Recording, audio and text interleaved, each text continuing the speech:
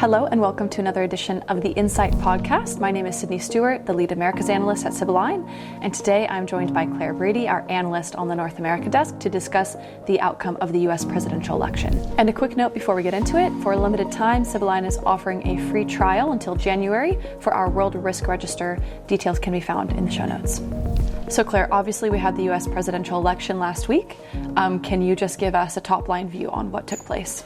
Yeah, so Tuesday was obviously a very monumental day. We saw former president and Republican candidate Donald Trump easily win the race for president, including sweeping all of the 7 swing states in what was previously projected to be a very tight race, but ended up being an easy victory for him. So Claire, given that the polls had been very tight and Trump won by a very wide margin, can you tell us a little bit more about the demographic information, what shifts actually took place, and why this was so consequential? Yeah, so what the polling data has showed us is that Trump made large gains among a number of demographics, most notably 18 to 27-year-olds and Hispanic men and women, which both of those demographics are usually strongholds for the Democratic Party. So Trump making gains in those areas really made a difference in the crucial swing states of, for example, Nevada, Michigan, Arizona. He also crucially made gains in the Arab American community, specifically in Michigan, largely because that group did not support the Biden and Harris administration's handling of the Israel-Hamas war. As I understand it, to dig into it a little bit further, Trump even made gains of a percentage point or more among some of these suburban demographics in places like Michigan. So really marking gains since 2020 and building on them further. Exactly. Ultimately, it really demonstrated that the number one issue that Americans care about is the economy. And ultimately, Trump has been pinned as the economic business candidate over Kamala Harris. And he is more of a known quantity. People saw, what he did in his last term, and a lot of Americans believe that they were better off during his tenure as president rather than Biden. And ultimately, Kamala Harris was just viewed as too close to Biden to truly make a difference for those Americans that wanted to see something change. I think this is a really interesting and quite novel point because conventional economic indicators like GDP growth and interest rates and unemployment rates, by most measures, are very healthy in the U.S. right now. We're looking at a fairly strong economy that has recovered, from the COVID crisis without any major economic shock or recession. But I think what is most explanatory is the fact that the cumulative inflation rate that Americans have been living with in the last 3 years due to that post-pandemic inflation has really made a substantial difference in how they experience the economy, and that on top of housing prices, which have remained high for years, even predating the inflationary issue. Exactly. At the end of the day, what Americans care most about is the prices they see at the grocery store, what their rent is every month. So, throwing numbers around like GDP, employment rates isn't really going to make a difference on the campaign trail. And Trump really played to those issues well. He drilled down on, these really tangible everyday issues that he knew, especially working class Americans really wanted to see addressed. Whereas the Harris campaign focused a bit more on ideals and concepts. She ran a lot on, protecting democracy, protecting certain values. And while, it was a impactful message for some, for the average person, they just wanted to know about how are you going to make my life easier. The average person doesn't necessarily care about protecting institutional values that she was running more on. And while she did seek to put out a more specific policy platform, she had exceedingly little time to actually make that understood and for that to really sink in and manifest within the broader voting public. Yeah, exactly. I mean, Trump had his whole previous term as president to kind of use as proof for what he was standing for. And then, he has essentially been campaigning for the past 2 years. Kamala Harris had about 100 days compared to that. So, yeah, it was always going to be an uphill battle for her. And the added challenge of her being associated with a historically unpopular president. Yeah, and ultimately, Biden, even to this day, is deeply unpopular. His popularity did not go up after he dropped out of the race. People still are blaming him, for whatever ails they have with their lives. And exactly as you said, she was never able to fully separate herself from him. Okay, so I think we've addressed the why of the wide margin that Trump won and some of the kind of broader sentiments and demographic shifts. Now let's look to Congress. What did the election yield in terms of the Senate races and the House races so far? Yeah, so pretty quickly we saw the Republicans win back control of the Senate. There actually are still a couple outstanding races to be called, but their margin is projected to go up to around 55 seats, which gives them a pretty comfortable cushion to pass what they need. They would probably like to see it even be 60 seats or so for larger pieces of legislation, but it is a very safe majority for them in the Senate. The House technically still has not been called yet, although it is very likely that it will also be in control of the Republicans. They're at about 218 seats right now, and they need 219 to have a safe majority. But in the House, they will still, as they continued to have in the past year, a very, very slim majority. And that's also being pressured a little bit by some of Trump's cabinet picks who are House members themselves. So those races will also open up. And so that could potentially shift some things, but it is very likely that the House of Representatives will be controlled by the Republican Party. So, Claire, it looks like we're headed for Republican control of both chambers, as you said. What is the significance in terms of a triple lock for the Republican Party? Essentially, it means that we will see legislation and policy pass through Congress and signed by the president at a much faster rate than we have previously seen during the Biden administration. Right now, the 118th Congress is one of the most unproductive in history in terms of what they have been able to accomplish. And it will likely be a big turnaround from this Congress into the next one. So this means major pieces of policy like the federal budget, foreign aid, the farm bill, we'll see those things move through Congress much quicker because all branches are in agreement. And things also like the National Defense Authorization Act, the NDAA as well. Exactly. Okay, so if what we've had in the last 2 years in Congress has been rather sluggish and a lot of policy stagnation, which we have reported on at length, we're looking at literally Congress changing gears and going sort of full steam ahead, to mix metaphors. So we're looking at increasing policy risks and really a fast-moving landscape that could potentially have very broad operational impact. You're exactly right. Areas like immigration, the U.S.'s stance towards China, aid that the U.S. sends to Ukraine, all of that is going to be decided much more quickly and potentially within Trump's first 100 days in office. And as well on energy and climate, is it likely that we're going to see Congress repeal the Inflation Reduction Act?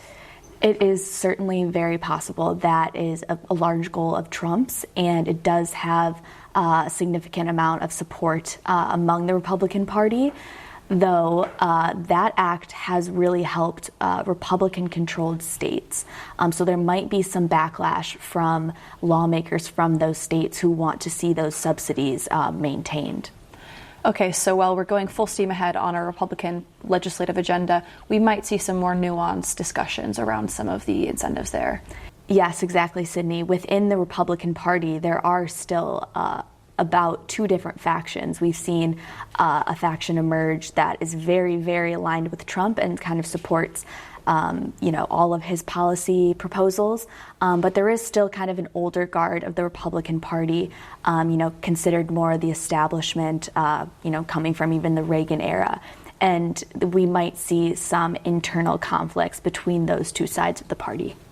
Okay, so far we have covered the outcome of the presidential election itself and the shifts therein, as well as the picture of Congress.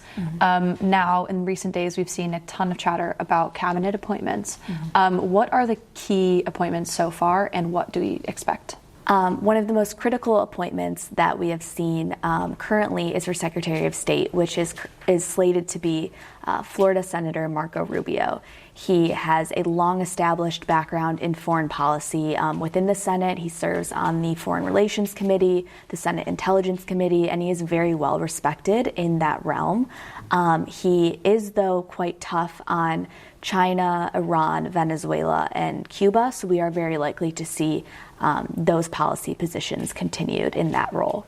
Another critical one that has just come out in recent days is Secretary of Defense, which again is slated to be Pete Hegseth. He is a little bit more of an unknown figure right now. He's a Fox News host and also an Army veteran from the wars in Iraq and Afghanistan.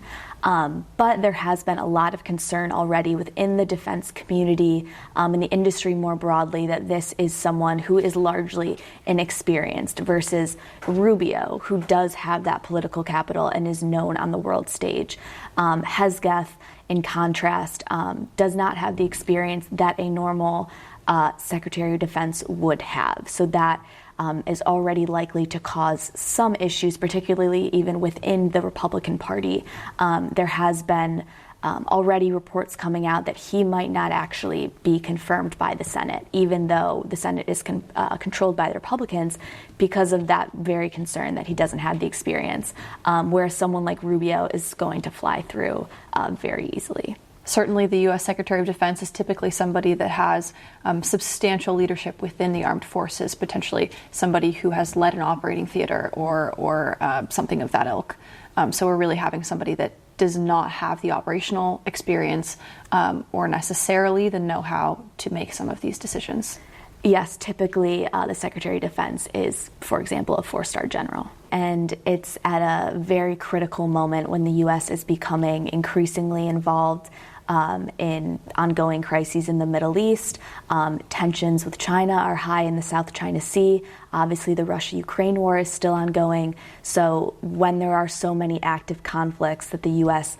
might need to become involved in or shift its posture, making those really hard decisions, it is even more so important that someone in charge of this department is experienced and knows how to get things done within the bureaucracy. So certainly it seems that Trump is filling out first the foreign policy front before he shifts focus to domestic affairs. What about National Security Advisor? This is obviously one of the most critical and senior roles in an administration. Yeah, so that role has been filled by Mike Waltz, who is a former Green Beret and was also a counterterrorism advisor to former Vice President Dick Cheney. So once again, this is a little bit of an unknown name in the national security sphere and is someone that could be perceived as inexperienced. But no matter, he will still be very influential to Trump and will be someone that frequently has his ear on a number of issues. Okay, Claire, so if we're talking about foreign policy, one of the biggest elephants in the room is China. What do we know so far about what we should expect, and what do we know about how businesses are beginning to prepare? Yeah, well, right now, as we're talking about cabinet picks, Trump's advisors around him so far are all very tough on China, as is he. We've heard him say throughout his campaign that he wants to implement a 10% tariff on all imports and up to a 60% tariff specifically on Chinese-made goods.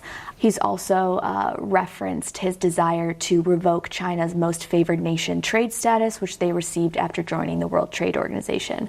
Acts like these, repealing their status, implementing tariffs, would drastically change not only the operating environment in the U.S. And supply chains to China, but ultimately the global economy. And right now, we have already seen businesses start to look at their operations and wonder how it's going to be impacted. Specifically, we've seen reports of firms implementing a front-loading strategy, meaning that they are really ramping up their imports from China right now to get ahead of potential tariffs that Trump very well could sign within his first weeks, days in office. So given the likely trade scenarios with China, that's all the more important given that the USMCA, the U.S., Mexico, Canada trade agreement, is due for renegotiation in 2026. There are likely to be potentially substantial disruptions to trade flows, not least when we take into consideration the trend of reshoring and nearshoring supply chains to Mexico away from China by businesses in the last 4 years or so. Exactly, and Trump has been very critical of Mexico and their allowance of Chinese operations to take place there, and then those operations are able to ship into the U.S. and kind of circumnavigate any trade restrictions. And indeed, Trump has threatened to also put tariffs on Mexico. And just like you said, that will cause increasing tensions ahead of negotiations, and also concern Canada as well, who is watching all of this with a very concerned frame of mind. We've already seen the U.S. government in the last 6 months try to clamp down on allegations that Chinese firms have opened their operations in Mexico to try to offload and basically circumvent tariffs for industrial materials like aluminum. Yeah, exactly. It will be those sectors that are really heavily scrutinized. Critical materials, infrastructure, energy, defense, and tech, of course. Mm-hmm.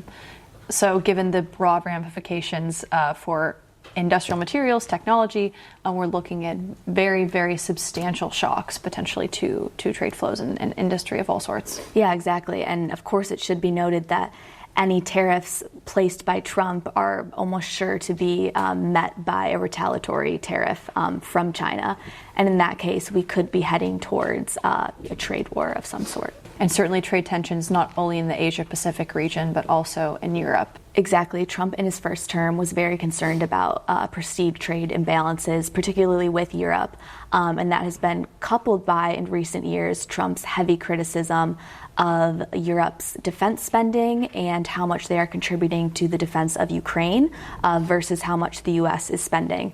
Those two things together really could have a large effect on not only the European defense sectors, but their economies in general. So certainly we're going to see a very, very close coupling of not only trade concerns, but also how they overlap with diplomatic and security issues. The bottom line is that Trump, in his own words, is operating as an American-first president. That is going to be his guiding principle, is putting American interests first and getting what the country needs most out of any issue around the world.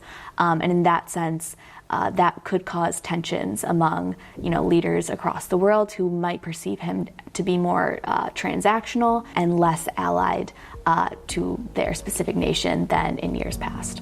Well, thank you very much to our audience for joining us today, and to Claire for her insights as always. Please see the show notes for information about our free trial, and follow us on social media for further updates. We look forward to seeing you again soon.